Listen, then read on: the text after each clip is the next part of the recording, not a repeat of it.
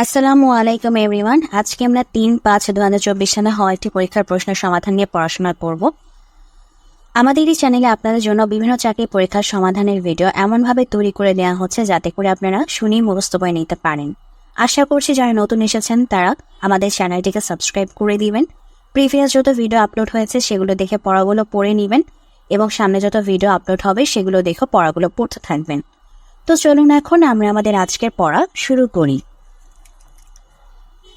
সন্ধি বিচ্ছেদ।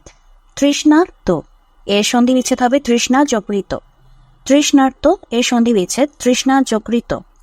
তৃষ্ণার্ত এর সন্ধি বিচ্ছেদ তৃষ্ণা যকৃত। যথেচ্ছা এর সন্ধি বিচ্ছেদ যথাযোগ ইচ্ছা। যথেচ্ছা এর সন্ধি বিচ্ছেদ যথাযোগ ইচ্ছা। যথেচ্ছা এর সন্ধি বিচ্ছেদ যথাযোগ ইচ্ছা। একচ্ছত্র এর সন্ধি বিচ্ছেদ একযোগ ছত্র। একচ্ছত্র এর সন্ধি বিচ্ছেদ একযোগ ছত্র। একচ্ছত্র এর সন্ধি বিচ্ছেদ একযোগ ছত্র। আশ্চর্য এর সন্ধি বিচ্ছেদ আযোগচর্য। আশ্চর্য এর সন্ধি বিচ্ছেদ আযোগচর্য। আশ্চর্য এর সন্ধি বিচ্ছেদ আযোগচর্য। অত্যুক্তি এর সন্ধি বিচ্ছেদ অতিযোগ উক্তি। অত্যুক্তি এর সন্ধি বিচ্ছেদ অতিযোগ উক্তি। অত্যুক্তি এর সন্ধি বিচ্ছেদ অতিযোগ উক্তি। বিপরীত শব্দ। মহাপ্রাণ অল্পপ্রাণ। মহাপ্রাণ অল্পপ্রাণ। মুখ্য গৌণ। মুখ্য গৌণ। মুখ্য গৌণ। সরস নিরস। সরস নিরস। সরস নিরস। আকর্ষণ বিকর্ষণ। আকর্ষণ বিকর্ষণ। আকর্ষণ বিকর্ষণ। অবনত উন্নত। অবনত উন্নত। অবনত উন্নত। সমার্থক শব্দ। শিষ্টাচার মানে সদাচার। শিষ্টাচার মানে সদাচার। শিষ্টাচার মানে সদাচার। বামেতর মানে হচ্ছে ডান। বামেতর মানে ডান। বামেতর মানে হচ্ছে ডান। শিকড় মানে হচ্ছে জলকণা। শিকড় মানে জলকণা। শিকড় মানে জলকণা। অবকাশ মানে অবসর। অবকাশ মানে অবসর। অবকাশ মানে অবসর। উচাটন মানে হচ্ছে উৎকণ্ঠা। উচাটন মানে উৎকণ্ঠা। উচাটন মানে উৎকণ্ঠা। বাক্য সংকোচন। কর্ম সম্পাদনে পরিশ্রমী কর্মঠ। কর্ম সম্পাদনে পরিশ্রমী কর্মঠ। কর্ম সম্পাদনে পরিশ্রমী কর্মঠ। অপকার করার ইচ্ছা অপচিকিৎসা। অপকার করার ইচ্ছা অপচিকিৎসা। অপকার করার ইচ্ছা অপচিকিৎসা। উপস্থিত বুদ্ধি আছে যার প্রত্যুৎপন্নমতি। উপস্থিত বুদ্ধি আছে যার প্রত্যুৎপন্নমতি। উপস্থিত বুদ্ধি আছে যার প্রত্যুৎপন্নমতি। অনেকের মধ্যে একজন অন্যতম। অনেকের মধ্যে একজন অন্যতম। অনেকের মধ্যে একজন অন্যতম। নষ্ট হওয়া স্বভাব যার নশ্বর। নষ্ট হওয়া স্বভাব যার নশ্বর। বাগধারা। ৪৯ বায়ু মানে হচ্ছে পাগলামি। ৪৯ বায়ু মানে পাগলামি। ৪৯ বায়ু মানে পাগলামি। এসপার ওসপার মানে হচ্ছে মীমাংসা। এসপার ওসপার মানে মীমাংসা। এসপার ওসপার মানে মীমাংসা। অন্ধের যষ্টি মানে হচ্ছে একমাত্র অবলম্বন।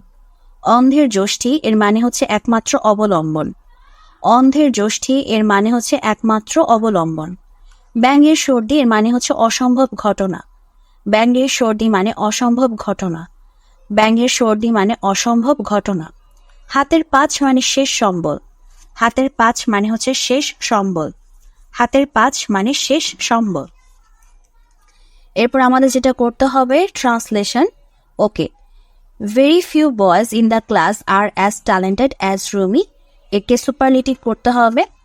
তো সুপারলেটিভ করলে আমাদের যেটা হবে যে Rumi is one of the most talented boy in the class. Very few boys in the class are as talented as Rumi এর সুপারলেটিভ হবে Rumi is one of the most talented boy in the class. None but he brave deserves the fair. Only the brave deserves the fair. None but he brave deserves the fair এর affirmative হবে only the brave deserves the fair. The skylark is singing a song এর passive হবে a song is being sung by the skylark.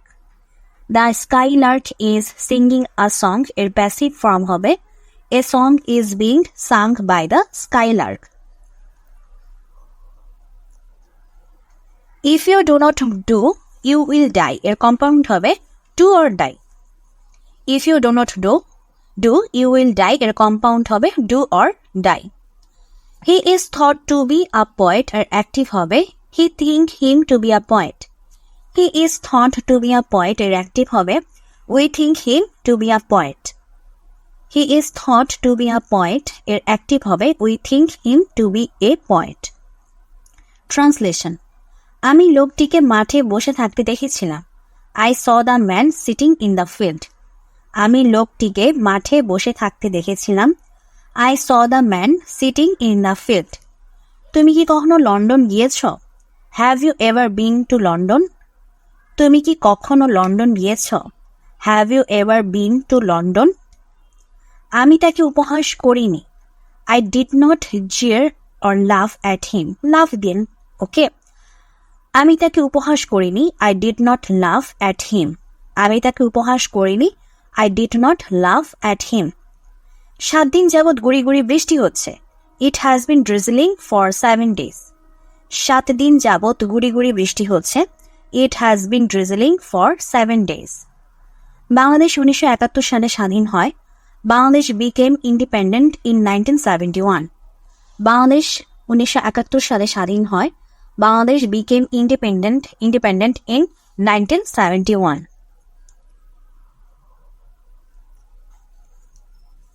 এরপর হচ্ছে আমাদের এর অর্থগুলো আমাদের জানবো আমরা। আমাদের ফ্রেজ অ্যান্ড ইডিয়মসের অর্থ। বিগ গানস মানে হচ্ছে নেতৃস্থানীয় ব্যক্তি। বিগ গানস মানে হচ্ছে নেতৃস্থানীয় ব্যক্তি। বিগ গানস মানে হচ্ছে নেতৃস্থানীয় ব্যক্তি। বিগ মানে কি? বিগ মানে বড়। সো মানে যে নেতৃস্থানীয় ব্যক্তি সেও তো একজন বড় মাপের ব্যক্তি। তো এইভাবে আপনারা মনে রাখতে পারেন যে বিগ গানস মানে হচ্ছে নেতৃস্থানীয় ব্যক্তি। স্ন্যাক ইন দ্য গ্রাস মানে হচ্ছে গোপন শত্রু। স্ন্যাক ইন দ্য গ্রাস গোপন শত্রু। স্ন্যাক ইন দ্য গ্রাস গোপন শত্রু। ওকে, এটা কিভাবে মনে রাখতে পারেন যে দেখেন গ্রাস মানে হচ্ছে ঘাস। ঘাস দিয়ে যখন কোনো কিছু ঢেকে থাকে তো তখন কিন্তু আমরা সেই জিনিসটাকে ভালো মতো দেখতে পাই না। ঠিক একইভাবে আমরা তো যতক্ষণ আমাদের শত্রু আমাদের ক্ষতি করার চেষ্টা করছে বা ক্ষতি করছে ততক্ষণ পর্যন্ত তো আমরা জানি না যে কে আমাদের শত্রু, তাই না? সেটা হচ্ছে গোপন থাকে। ঠিক একইভাবে যখন সাপটা ঘাসের ভিতরে লুকিয়ে থাকে এবং আমরা যদি ঘাসের কাছাকাছি যাই বা ঘাসের নিচে আমরা বসি, ঘাসের মধ্যে আমরা বসি, তো হতে পারে যে আমরা সাপের দ্বারা আমরা অ্যাটাকের শিকার হতে পারি। তো তখন হচ্ছে এই যে সাপটা কিন্তু ঘাসের ভিতরে লুকিয়েছিল, আমরা কিন্তু সাপটাকে দেখতে পাইনি, তাই না? এবং পরবর্তীতে কি হলো, এই দেখতে না পাওয়ার কারণে আমাদেরকে সাপটা অ্যাটাক করলো। এর ফলে আমাদের কি হলো, আমাদের ক্ষতি হলো। ঠিক একইভাবে গোপন শত্রু যখন আমাদের ক্ষতি করে আমরা সেটা দেখতে পাই না এবং আমাদের পরবর্তীতে আমরা ক্ষতির শিকার হই। তো এটা হচ্ছে আমাদের গোপন শত্রু। তো এইভাবে বিষয়গুলো মিলিয়ে ঝিলিয়ে মনে রাখতে পারেন যে সাপটাকে ঘাসের ভিতরে দেখা যাচ্ছে না, তেমনি গোপন শত্রুকেও দেখা যায় না। তো তার মানে স্ন্যাক ইন দ্য গ্রাস মানে হচ্ছে গোপন শত্রু। এ কক অ্যান্ড বুল স্টোরি, এটা হচ্ছে গাঁজাখড়ি। এ কক অ্যান্ড বুল স্টোরি মানে হচ্ছে গাঁজাখড়ি, মানে হচ্ছে একটা মোরগ আর ষাঁড়ের গল্প। তো মোরগের সাথে ষাঁড়ের কি সম্পর্ক? এটা কোনো গল্পের কোনো তাল মিল নাই। সো এবার মাথায় রাখতে পারেন যে গাঁজাখড়ি। এ কক অ্যান্ড বুল স্টোরি মানে হচ্ছে গাঁজাখড়ি। একটা লো ইভ মানে হচ্ছে নিম্নমুখী, যেখানে লো আছে, লো মানে কি নিচে, তো সেভাবে মনে রাখতে পারেন। একটা লো ইভ মানে হচ্ছে নিম্নমুখী। একটা লো ইভ মানে হচ্ছে নিম্নমুখী। বাই ডিন্ট অফ সাহায্যে বা দ্বারা। বাই ডিন্ট অফ মানে হচ্ছে সাহায্যে বা দ্বারা। অ্যাপ্রোপ্রিয়েট ওয়ার্ড দিয়ে আমাদের ফিলিং দ্য ব্ল্যাঙ্কসটাকে ফিল আপ করতে হবে। Happiness consists in contentment. Happiness consists in contentment. Happiness consists in contentment. We are greatly indebted to our predecessors. We are greatly indebted to our predecessors.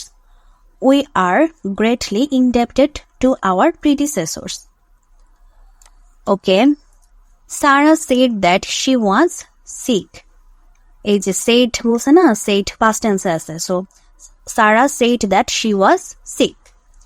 He is not an American, কারণ এখানে এগিয়ে আছে, he is not an American.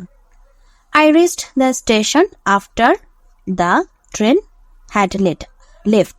After এর পূর্বে হয় past indefinite আর after এর পরে হয় past perfect. তো আমরা এক পাশে দেখতে পাচ্ছি আমাদের past perfect আছে, তো অবভিয়াসলি আরেক পাশে আমাদের যেহেতু past indefinite আছে তো মাঝখানে আমাদের after বসবে। ঠিক আছে, কোনটা ফলোইং সেন্টেন্স আমাদের কারেক্ট করতে হবে? So I, you and he is friend. আমরা জানি যে 123 মানে first person, second person, third person তখনই বসে যখন কোনো দোষ বা ভুল স্বীকার করা হয়। বাট নর্মাল সেন্টেন্স হয় আমাদের কখনো হয় 321, কখনো আবার 231 হয়, মানে দুটোই কারেক্ট। কেউ যদি 321ও দেয়, কেউ যদি 231ও দেয়, তাহলে দুটোই কারেক্ট হবে, কোনোটাতে সমস্যা নেই। যেমন এখানে হচ্ছে 231 আছে, মানে ইউ 2, হি 3 আর আই হচ্ছে 1, 231কে ফলো করেছে। আপনি যদি 321কে ফলো করতেন, লাইক হি দিতেন, তারপর ইউ দিতেন, তারপর আই দিতেন, তাতেও কোনো অসুবিধা ছিল না। So you, he and I are friends, কারণ এটা নর্মাল সেন্টেন্স, তাই 231কে ফলো করছে। মাইসেলফ ডিড দ্য ওয়ার্ক, এখানে মাইসেলফ কখনো ফার্স্টে বসে না, মানে সেন্টেন্সের শুরুতে কখনো মাইসেলফ বসে না, সো এটা রং এবং এটাকে ঠিক করে লিখতে হবে I did the work. Let I go, লেটার পরে সাবজেক্টিভ ফর্ম বসে, সরি লেটার পরে অবজেক্টিভ ফর্ম বসে, সাবজেক্টিভ ফর্ম বসে না, so let me go. He is wise than any other boy in the class, যেহেতু এখানে দ্যান আছে মানে হচ্ছে কম্পারেটিভ ফর্মে আছে, সো এখানে ওয়াইজ হবে না, ওয়াইজার হবে। So he is wiser than any other boys in the class. It has been raining for Sunday, না it has been raining since Sunday, যখন কোনো কিছু নির্দিষ্ট করা থাকে তখন তার পূর্বে সিন্স বসে, so it has been raining since Sunday.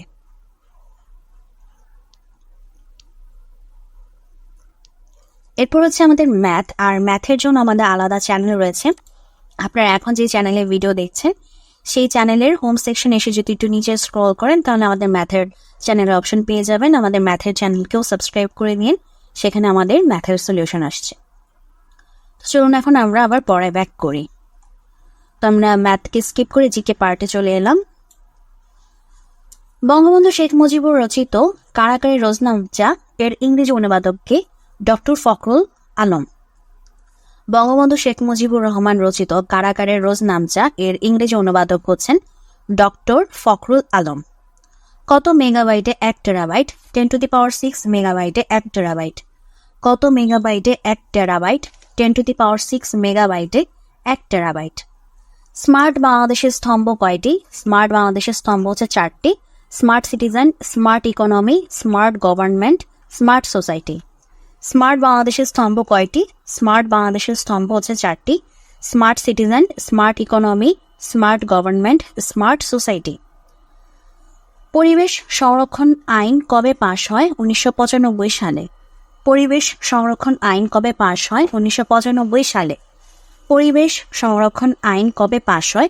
1995 সালে। ভাষা আন্দোলনের উপর রচিত উপন্যাস আরেক ফাল্গুনের রচয়িতাকে জহির রায়হান।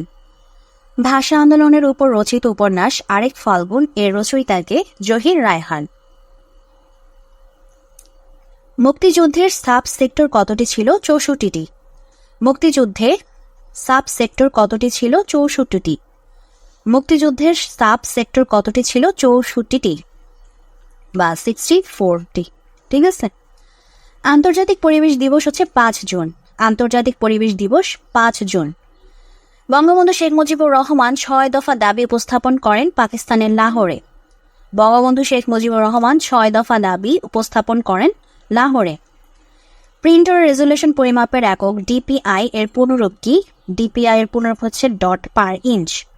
ডিপিআই এর ফুল ফর্ম হচ্ছে ডটস। আচ্ছা, ডটসও হয়, আবার ডটও দেখেছিলাম, তো হবে সে ডট বা ডটস পার ইঞ্চ, দুটোই ঠিক আছে, ডট বা ডটস পার ইঞ্চ। এসডিজি বাস্তবায়নের শেষ বছর কোন সাল? 2030 সাল। এসডিজি বাস্তবায়নের শেষ বছর হচ্ছে 2030 সাল। 2023 সালে শান্তিতে নোবেল পুরস্কার লাভ করেন নার্গিস মোহাম্মদী, ইরান। 2023 সালে শান্তিতে নোবেল পুরস্কার লাভ করেন নার্গিস মোহাম্মদী, ইরান। জলবায়ু পরিবর্তন বিষয়ক শীর্ষ সম্মেলনকে কি বলা হয়? কনফারেন্স অব দ্য পার্টিস বা কব। জলবায়ু পরিবর্তন বিষয়ক শীর্ষ সম্মেলনকে বলা হয় কনফারেন্স অব দ্য পার্টিস বা কপ, সিওবি, কপ। জলবায়ু পরিবর্তন বিষয়ক শীর্ষ সম্মেলনকে বলা হয় কনফারেন্স অব দ্য পার্টিস বা কপ, সিওপি, কপ। বঙ্গবন্ধু স্যাটেলাইট 1 বহনকারী রকেটের নাম ফ্যালকন 9। বঙ্গবন্ধু স্যাটেলাইট 1 বহনকারী রকেটের নাম ফ্যালকন 9। বীরশ্রেষ্ঠ রুহুল আমিনের জন্মস্থান হচ্ছে নোয়াখালী। বীরশ্রেষ্ঠ রুহুল আমিনের জন্মস্থান নোয়াখালী। বীরশ্রেষ্ঠ রুহুল আমিনের জন্মস্থান নোয়াখালী। আন্তর্জাতিক আবহাওয়া সংস্থা WMO এর সদর দপ্তর জেনেভা, সুইজারল্যান্ড। আন্তর্জাতিক আবহাওয়া সংস্থা বা WMO এর সদর দপ্তর জেনেভা, সুইজারল্যান্ড। আন্তর্জাতিক আবহাওয়া সংস্থা WMO এর সদর দপ্তর হচ্ছে Geneva, Switzerland.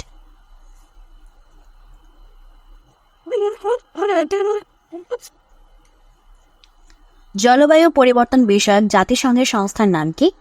Inter governmental panel on climate change বা IPCC। জলবায়ু পরিবর্তন বিষয়ক জাতিসংঘের সংস্থার নাম হচ্ছে inter governmental panel on climate change বা IPCC। জলবায়ু পরিবর্তন বিষয়ক জাতিসংঘের সংস্থার নাম inter governmental panel on climate change বা IPCC। ওরা আমার মুখের ভাষা কায়রা নিতে চায় গানটির রচয়িতা হচ্ছেন আব্দুল লতিফ। ওরা আমার মুখের ভাষা কায়রা নিতে চায় গানটির রচয়িতা আব্দুল লতিফ। ওরা আমার মুখের ভাষা কায়রা লইতে চায় গানটির রচয়িতা আব্দুল লতিফ। বাংলাদেশের বৃহত্তম হাওর হাকালুকি হাওর। বাংলাদেশের বৃহত্তম হাওর হাকালুকি হাওর। পায়রা বন্দর কোন নদীর তীরে অবস্থিত? রামনাবাদ চ্যানেল। পায়রা বন্দর কোন নদীর তীরে অবস্থিত? রামনাবাদ চ্যানেল। পায়রা বন্দর কোন নদীর তীরে অবস্থিত?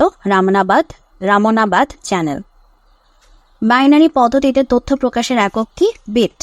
বাইনারি পদ্ধতিতে তথ্য প্রকাশের একক হচ্ছে বিট। বাইনারি পদ্ধতিতে তথ্য প্রকাশের একক হচ্ছে বিট। তো আজকের প্রশ্নের সমাধানটি এখানে শেষ হয়ে যাচ্ছে। যদি ভিডিওটি লাইক করে থাকেন অবশ্যই ভিডিওতে লাইক দিবেন এবং চ্যানেলটিকে সাবস্ক্রাইব করবেন। ভালো থাকবেন।